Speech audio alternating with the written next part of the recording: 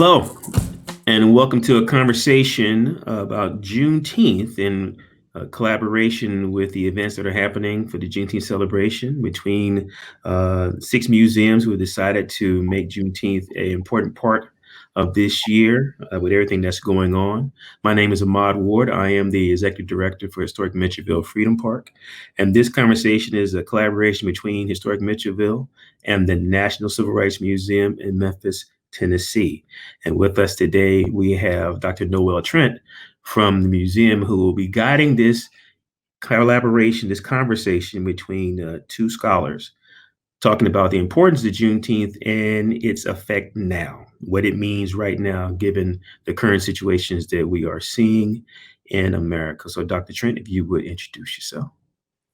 Well, hello, everyone. I'm Noel Trent. I'm the Director of Interpretation, Collections, and Education at the National Civil Rights Museum. And so we are so pleased to have with us today two accomplished historians, Dr. Deirdre Cooper Owens, who's the Charles and Linda Wilson Professor in the History of Medicine and the Director of the Humanities in Medicine program at the University of Nebraska, Lincoln. She recently published her first book, Medical Bondage, Race, Gender, and the Origins of American Gynecology. And we also have Dr. Hasan Kwame Jeffries, who is an associate professor at Ohio State University in the Department of History, who is known for his book, Bloody Lounge, and has recently published a book on understanding and teaching the civil rights movement. And so we're very pleased to have them with us today. So how's everybody doing? Great, considering it's a pandemic. There are uprisings, but on the day-to-day, I'm okay. Thank you. Yeah, same thing, maintaining in the midst of it all, watching, trying to be safe, but then also encouraged by, I think, what we're seeing happening as well. It ain't easy right now, but you know, the history of our ancestors is that we make it through. Yeah. Absolutely, absolutely. So I thought we would just jump into the big question that a lot of people are wondering: why celebrate Juneteenth? You know, some people have never heard of this holiday before. For some people, if you grew up in DC, April 16th is the big Emancipation Day for us. So why Juneteenth? I have to, it's interesting. Even though I grew up in DC, Juneteenth wasn't necessarily celebrated. And I went to high school in South Carolina, still not celebrated. It wasn't until I moved to the Deep South that I saw a real appreciation for Juneteenth. And I had to learn about it because I needed to teach it. I would be invited to facilitate programs or be a part of a program honoring Juneteenth. And so what has struck me about Juneteenth is what is symbolic and what is real, right? So when you have 250,000 people on June 19th, 1865, who are freed in the state of Texas, that means that there was real freedom that was achieved, right? It wasn't at the ending of the Civil War at Appomattox, but it really was that day in June when there was an order given by a military general that, in fact, 250,000 people had been freed. And so for me, it is always about the lived experience for freedom for all Black people. And so Juneteenth really is, in my opinion, this nation's first Independence Day, when the actual status of free and unfree dissolves. And so now what do you do when you have nearly 4 million Black people who are free, when most of them have lived their lives in subjugation? Yeah, I think thinking of it in those terms is really important. Myself, having grown up in New York, Juneteenth, we had something called Black Solidarity Day, which is a little bit different, but it's the same sort of principle. It's this moment of the community coming together to recognize the past as well as the present and looking forward to the future. But it wasn't until I headed south myself to go to college at Morehouse College, where I started meeting brothers from Texas, from San Antonio, and from the Fifth Ward of Houston, who started talking about this Juneteenth thing.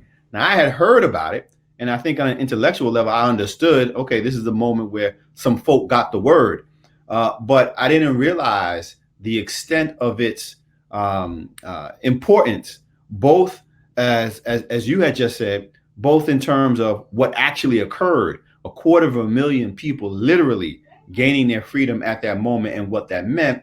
But then the other aspect of it, of how this becomes this cultural touchstone, this social touchstone for generations of African Americans to remember what that moment was, to remember what came before life and bondage, but then also to remember what it meant to transition and to be free and to strive and to struggle to give full meaning to their freedom. Absolutely. So the foundation of this celebration, as you both have mentioned, is freedom. So how has the African American community historically defined freedom? Dr. Owens, if you could talk about it from the 19th century perspective, and then Dr. Jeffries with your specialty kind of in the civil rights movement in the last 50 to 60 years, if you could both expand on that for us.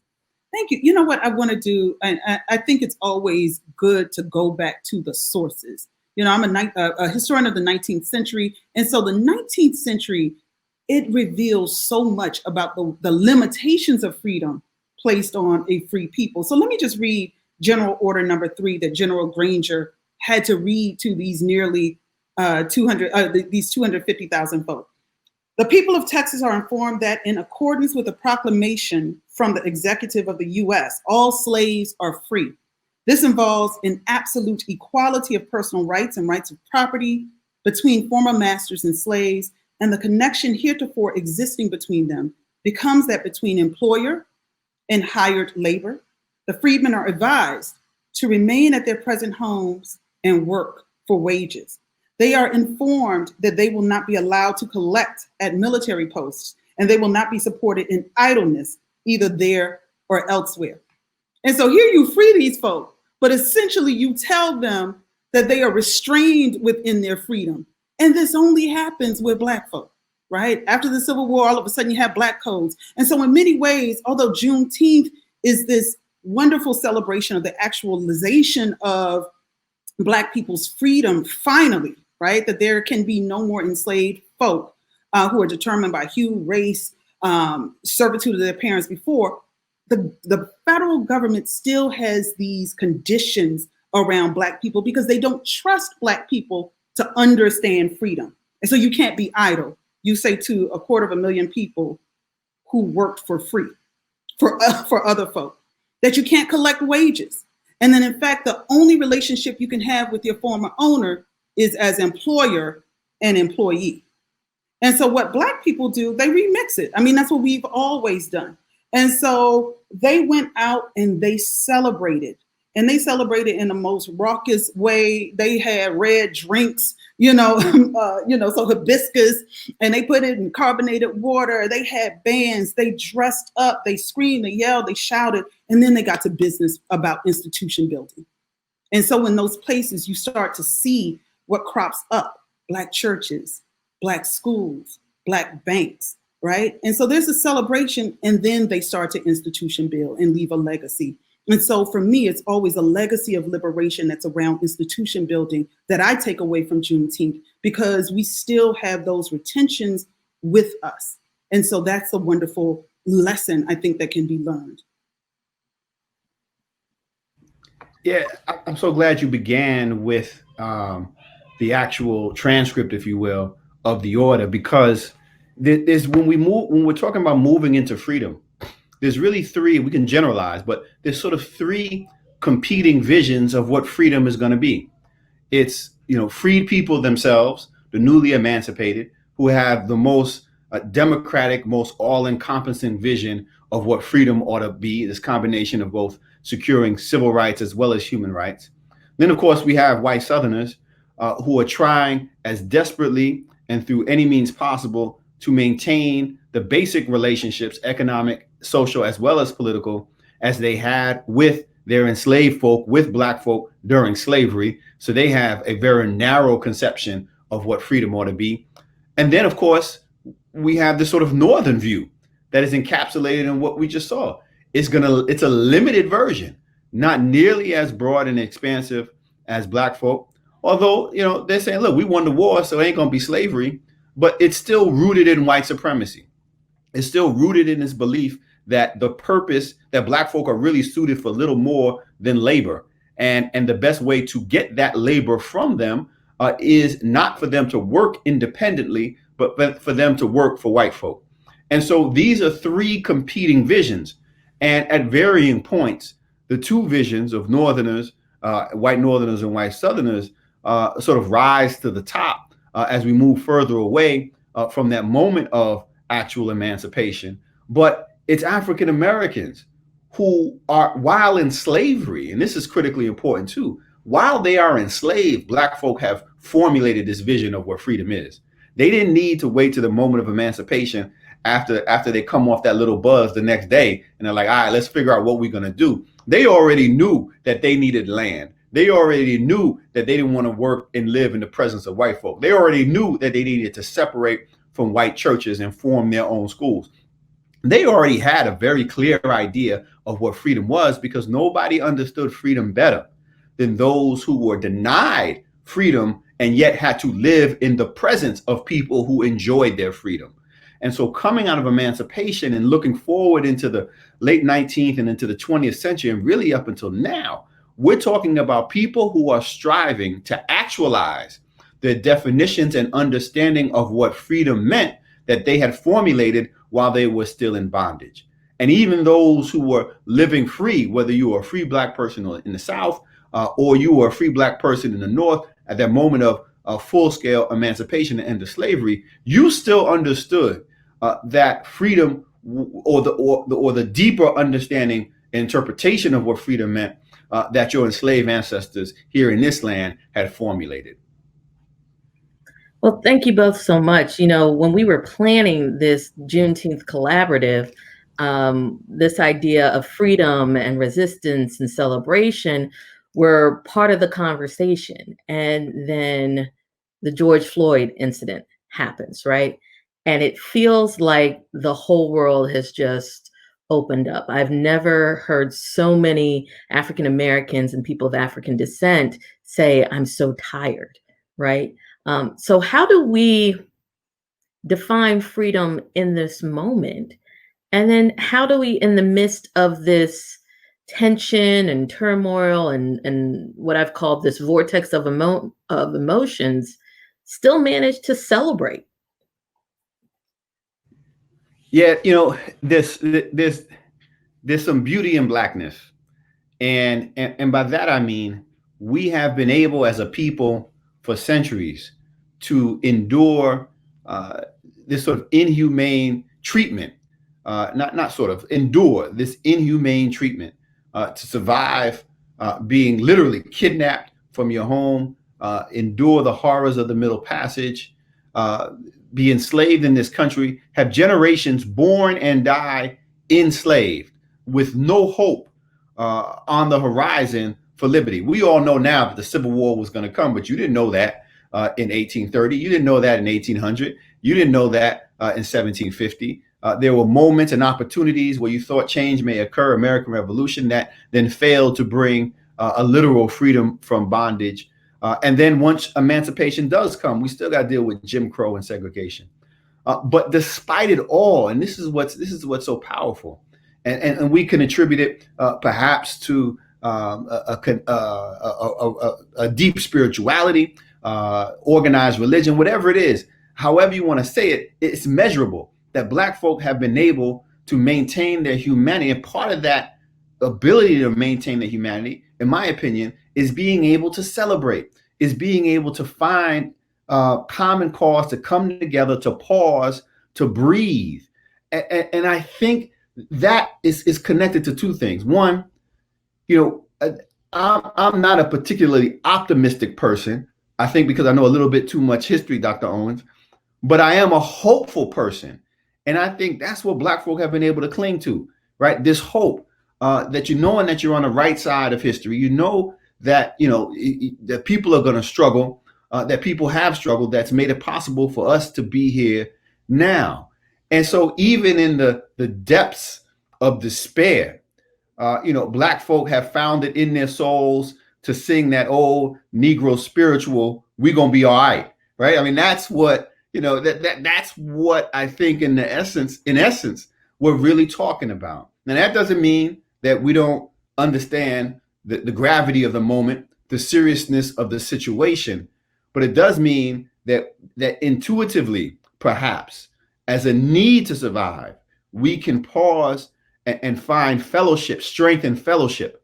And I think that speaks to the importance of not only Juneteenth, but recognizing that for 150 years after the fact. You had me concerned that you were going to start quoting your Morehouse brother, Dr. King, when you said they were spiritual, but you kind of swerved there. I like that. I like that. Dr. Cooper Owens. Yeah, no, I mean, I have to second everything that Hasan has said thus far, but also for me to think about, because I am an optimist, despite knowing history. It's just, it's a part of my personality. But I also am a frustrated optimist, because I'm like, how many times do we have to be here? And so what I think we're seeing is, particularly Black people in this country, we're tired of having to repeat ourselves. We're tired of having to prove our humanity. We're tired of having to give a narrative that if you open up court cases from the colonial era all the way to the 21st, Black people have literally been saying the same thing. And so what seems different this time is that you now have some white folk, not all of them, but some white folk who are at least understanding terms like anti-racism. They're being self-reflective. They're trying to show humanity and grace by saying, hey, are you okay? Going out on the front lines. And so that gives me some hope, The other thing that this reminds me of that seems really different, this protest from, the kind of assassination that we saw of George Floyd, and then the vigilantism of Ahmaud Arbery's killers, and then Breonna Taylor not even having a moment to react because she was shot in her bed without announcement.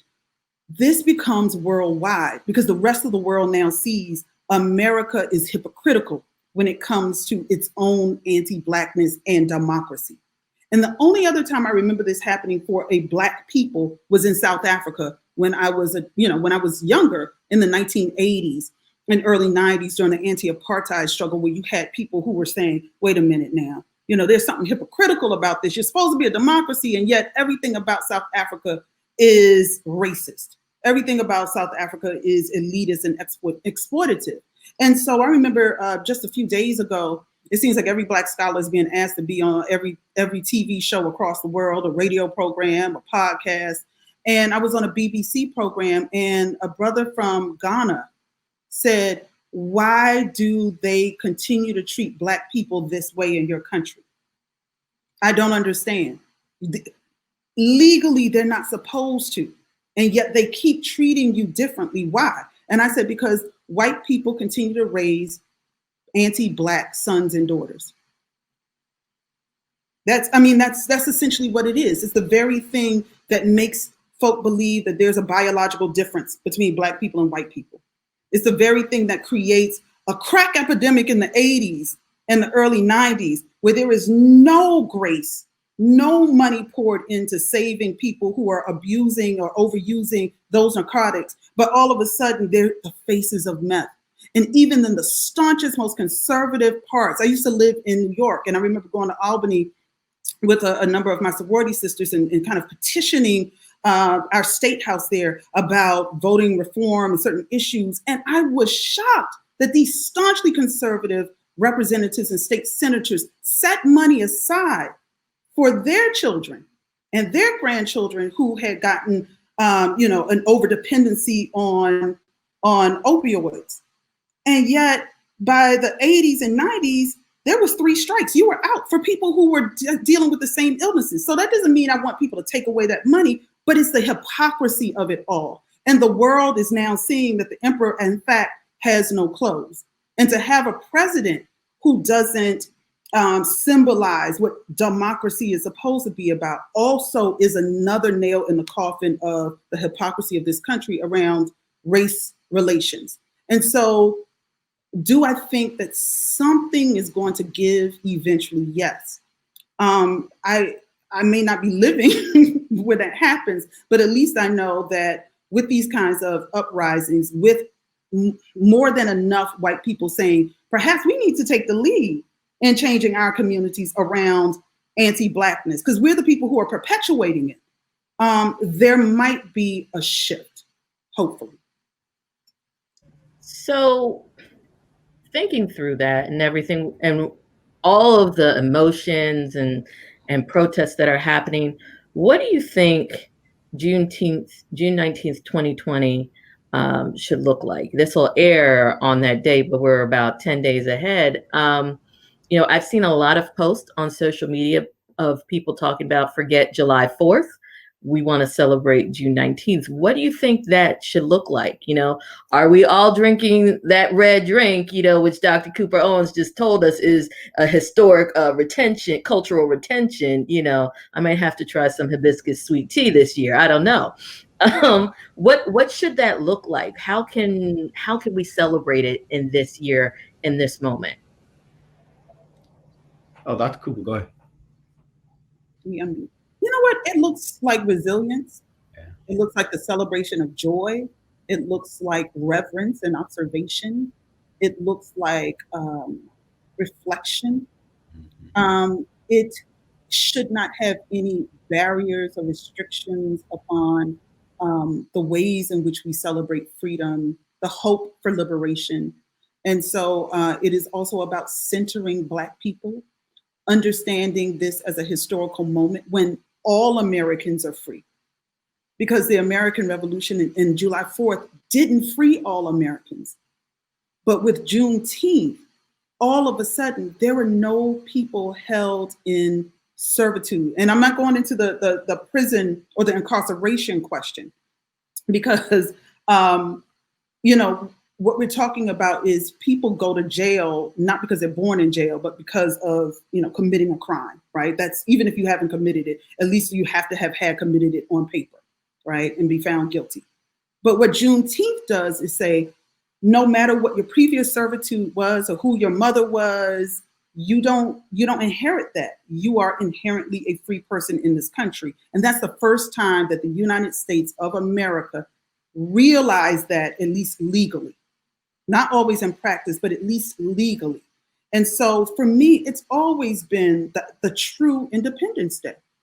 It's always been the true Independence Day. And it shows the kind of hypocrisy, once again, I spoke about earlier, of a July 4th that really only frees white men, and a June 19th, 1865 that frees human beings, right? Regardless of whether they own property or their age, but human beings are now allowed the status of everybody else in the country.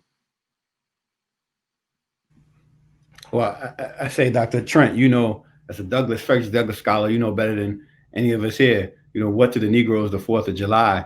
I mean, there has always been within the African-American community that duality, that Du Bois-ness of saying, wait a minute, what does it mean to celebrate this day of independence when our people aren't free?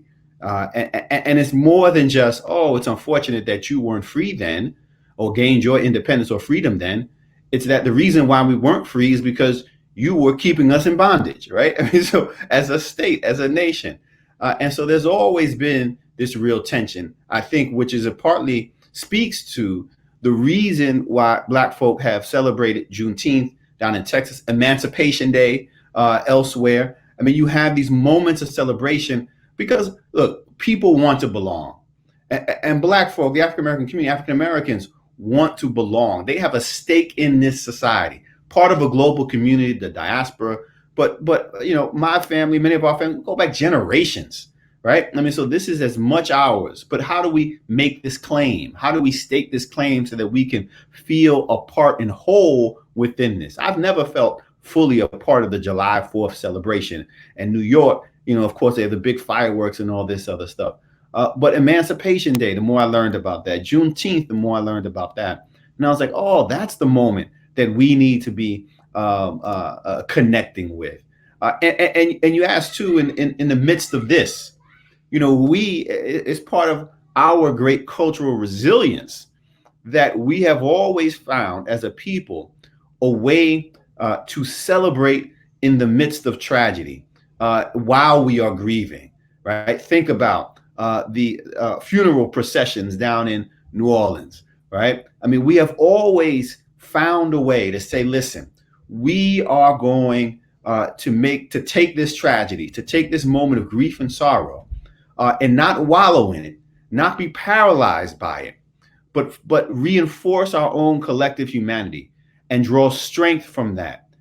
And so we do need to, during this time, as Deirdre, Dr. Owens have pointed out, pause, reflect, have serious conversation, make sure others are paying attention. But we got to get a little bit of that red drink. Now down at Morehouse, it was MD 2020. I don't know I don't know the historical roots of that, but sometimes you got to pour a little out, take a little pause, and then refocus and recenter as you move forward in the days ahead. So I love that. Pour a little out. That'll be one of our takeaways. But I think what's important is, people don't necessarily think of scholars like yourselves as, people with the same sort of cultural experiences. So my next question for you is, how was the idea of freedom communicated to each of you culturally? And how did that idea of freedom evolve for you in your work as a historian? I know both of you have very different backgrounds. Deirdre, I know you're a descendant of the Gullah Geechee people who have a very distinct freedom story. And Hasan, you're from New York, where there's a very distinctive freedom story with folks who are part of the Great Migration. So how was that idea communicated to you culturally, and how did it evolve? That's a great question. I do have to say, I've lived a lot of places. So I actually spent 2 years living in Brooklyn as a kid. So I always had these different East Coast, Southern connections, but primarily grew up in Washington, D.C. and Southeast, Anacostia, Ward 8. And then went to high school in the Low Country, King Street, South Carolina, which is between Florence County and Georgetown County and near Beaufort. And so I think for me, I always had a healthy sense of being Black meant being free. And I know that might sound weird to some folk. I had never been around white folk until I was 30 and went to UCLA for my PhD. I had only been to all Black schools. So when I sometimes see these things around, when is your first Black teacher? I was like, I've always had Black teachers. I went to 2 HBCUs before I went to UCLA, Bennett and Clark, Atlanta. The first time I traveled internationally were to Black nations, the Caribbean and to South Africa where I lived. So for me, there was a freedom in the diversity and beauty of Blackness. And it doesn't mean that I somehow, idealized Blackness as something that was above, but I saw, the person who was laying in the gutter with a bag of, wine or whatever, was actually no different than the superintendent, of both of Washington, D.C. school district and also mine in South Carolina. And so there was a kind of beauty in knowing I could be whatever, that I didn't have to feel down about, those who were considered the quote unquote least of us. So I wasn't really grappling with liberation and freedom, I think, in the sense of feeling restrictions on my life until I went to a place where I wasn't centered anymore. And where I had to come face to face with people who had ideas about me without even knowing who I was, and assuming things about me. And so it really made me, I think, kind of be a bit reflective as I was studying for a degree in history at UCLA, to be a bit more reflective about not necessarily my own Blackness and my own notions of cultural liberation, but why whiteness couldn't be as multidimensional in their understanding of who I was, and why they couldn't get free because they were so stymied by their own myopia around Blackness. And so that's when I really had to start grappling with what that meant. Yeah, I knew it intellectually. I knew it from books. I knew it from TV. It wasn't like I was in some utopia, because utopias don't exist. But I think there is something about knowing I could say X and nobody would think I was dumb or I didn't know how to speak. Knowing I could wear bright colors and have blue braids, all of those kinds of things, and not be judged in the ways that others had already judged me before I walked in the room. And so I had to deal with what their limitations of freedom meant for someone who shared my hue. And so that happened for me at 30. I'm 48. I'm still trying to figure it out. But it was because of white people's myopia that forced me to grapple with it. Not my own and not my community's for sure. But I also recognize 30 years of just being in Black spaces is very different even for most Black people. Yeah, no, and it was different from my experience as well. I mean, growing up in New York, I mean, New York has, really diverse populations of people, but New York is also rigidly segregated. And the only times in New York history, especially in the last 30 or 40 years, but even really the last century, in which you have really integrated neighborhoods are neighborhoods that are in transition. They transition in from one racial ethnic group to another ethnic group, and you get this small window where you got people on the same block, but it moves very quickly. So my experience was moving in and out of white spaces, but kind of tangentially, but also growing up in a very Black space, right? In Crown Heights section of Brooklyn, New York, going to church in Bedford-Stuyvesant, spending a lot of time up in Harlem at City College where my uncle was a professor. And so for me, freedom, I sort of began to see it and experience it in kind of three different ways. One was in the church, growing up in a Baptist church, and spending time with the church folk and the church elders who were trying to get me on the straight and the narrow path, and really respect the elders, but then kind of learn about this sort of spiritual tradition. Now, as a kid, you're not grasping all that, right? I mean, that sort of sinks in later when you feel the power of the spirituals and the like. But that was formative for me. So that was one aspect. Another aspect was learning from my parents, both of whom were social workers. And so I'm learning this sort of cultural component in the church about the spirituality and the importance of prayer and those elements. But then at home, as a social worker, was like, look, Dr. Cooper, just as you were saying, the person you see on the street who's homeless or who may be down and out, my father was a drug counselor, like, you don't dismiss them. That's part of the community. You understand that they may be struggling with some issues now, but what are the source and reasons for those struggles, right? And that as a person of color, as an African American who's decidedly working class, I thought I had more money as a kid than we did. But that I had an obligation and responsibility because of the opportunities that they created for me to make sure that whatever I did with my freedom, it was done in service to other Black folk. And so I had that social worker ethic, that commitment to community.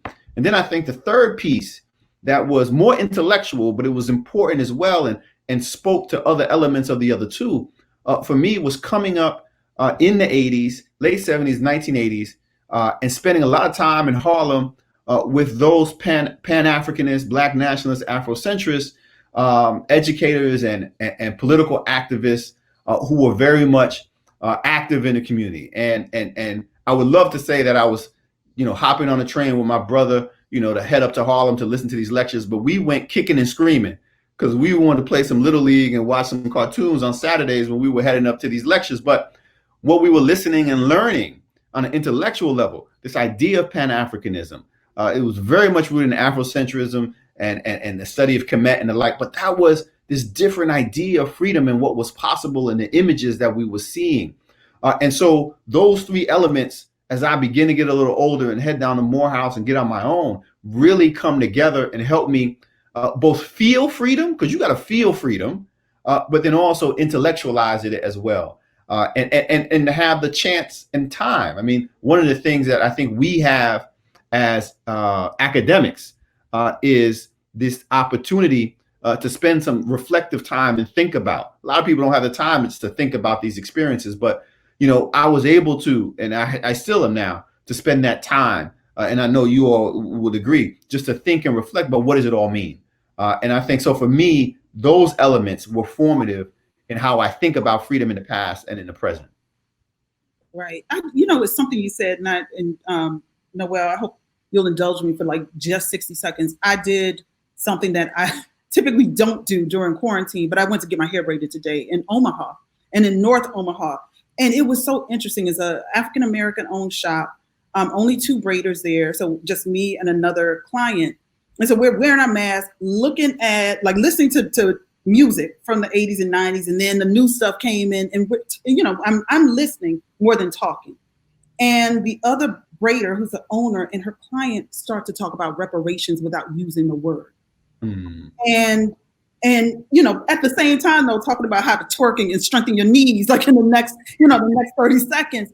And so for me, I was like, this is so important. Like that felt like freedom in that way. There was no restriction. There was no code switching. They were talking about, and we don't want the government to give it to us. We want the white families, the descendants of those people who own the slaves, because they still profiting. And then you start literally listing Rockefellers, this and that, so on and so forth. Now they have no clue that I'm a scholar of slavery, that I study race, that I write things. I'm just listening.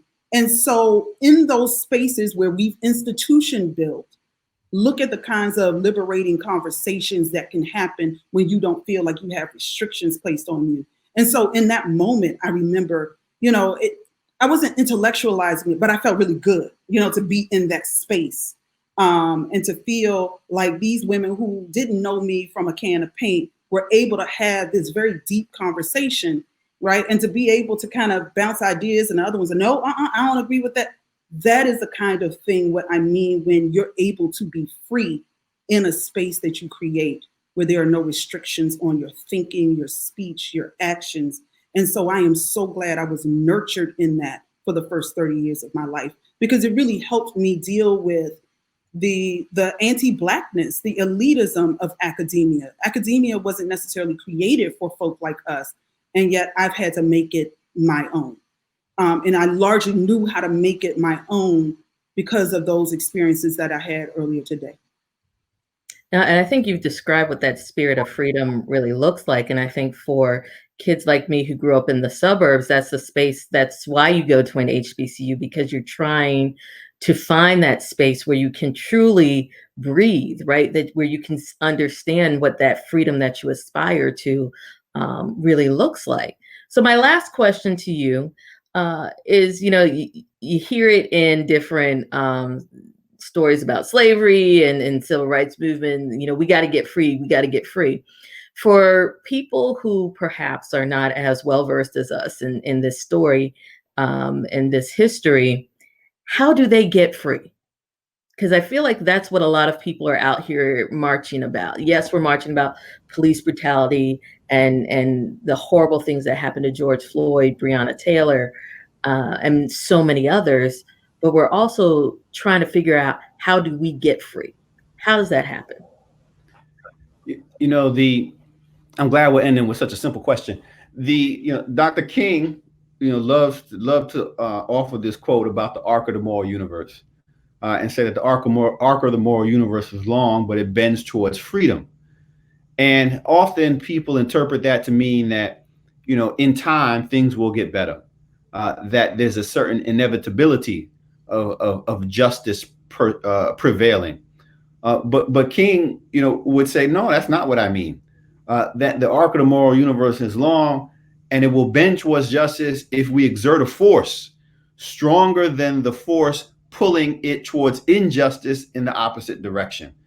And so that means the only way, and history bears this out, that the only way we get free is if we fight for our freedom, period.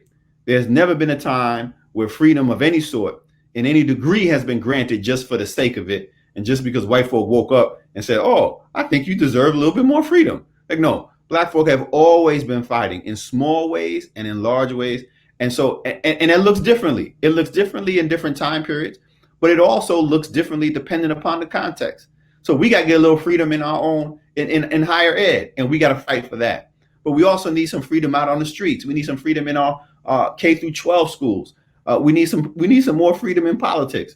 And so I think it really is a spectrum of things in which we can, we need to be fighting for this broadly defined freedom. But whatever it is, and however we define it, whether it's focused more on civil rights or human rights or a combination, none of it can be accomplished, and none of it will be achieved or secured without us fighting and taking the lead in that fight.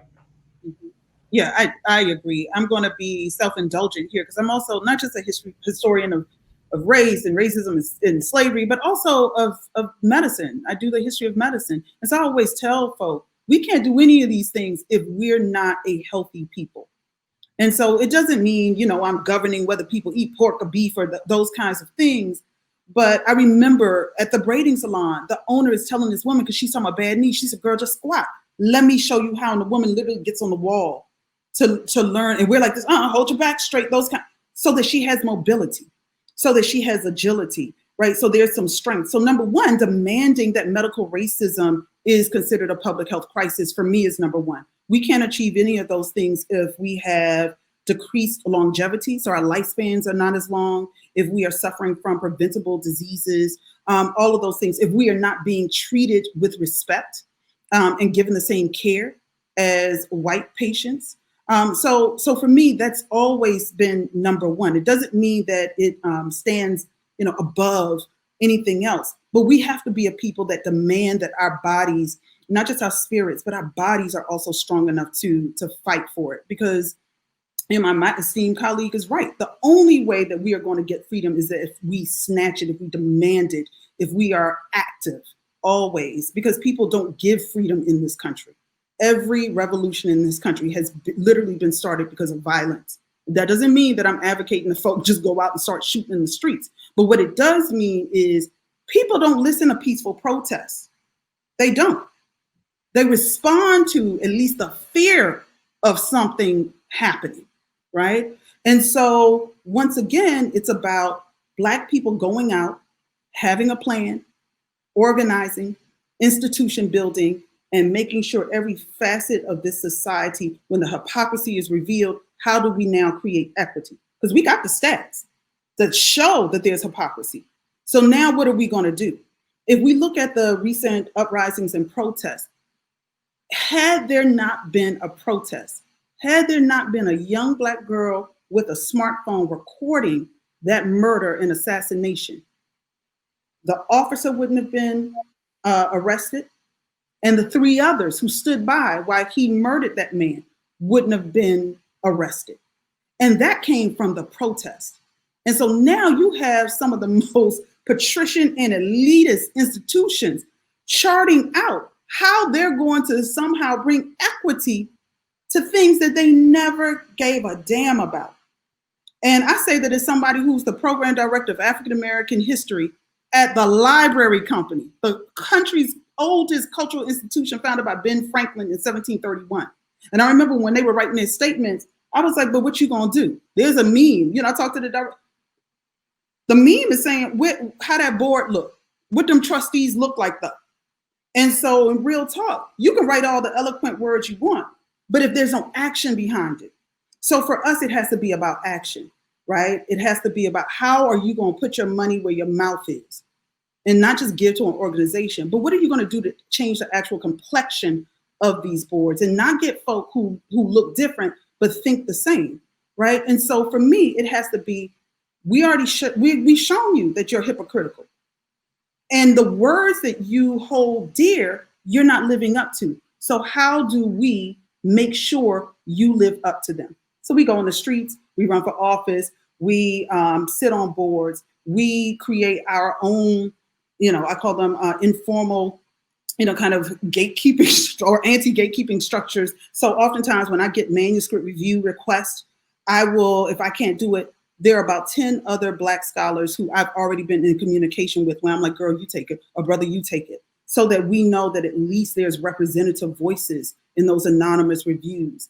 We fight back when we know that there's racism and at least elitism, in publishing certain things that they will publish without even comment for white scholars. So I am constantly kind of behind the scenes trying to make sure that in my small little world that I can create some equity. I give money to Black scholars all the time, or people interested in centering Black history and Black culture.